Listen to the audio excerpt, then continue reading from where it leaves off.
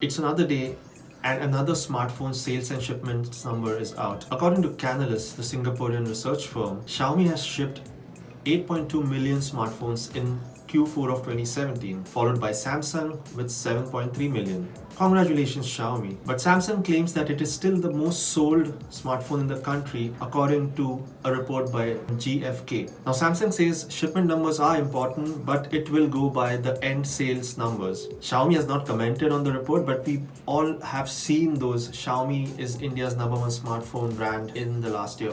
Makes us say just 3 words.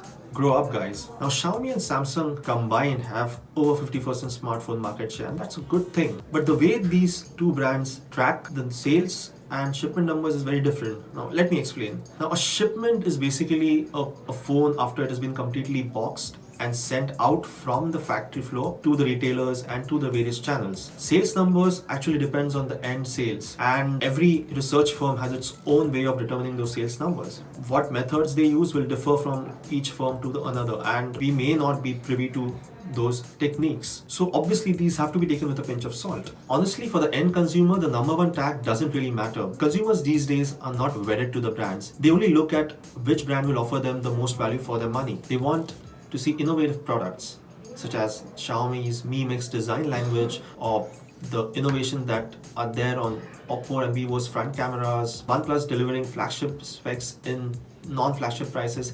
Those are the kind of things that excite customers, and they are ready to jump ship in this dynamic smartphone market that we are living in. I mean, yes, that can get you some street cred among the retailers. What we'd like instead is this: phones which have a longer battery life, phones that run for more than a year and do not slow down after heavy usage, and also smartphone companies collectively getting together and coming up with policies which help manage the e-waste that is generated by all these millions of smartphones that are sold every year. So dear Samsung and Xiaomi, we would really appreciate it if you do not shove that #1 tagline down our throat every quarter.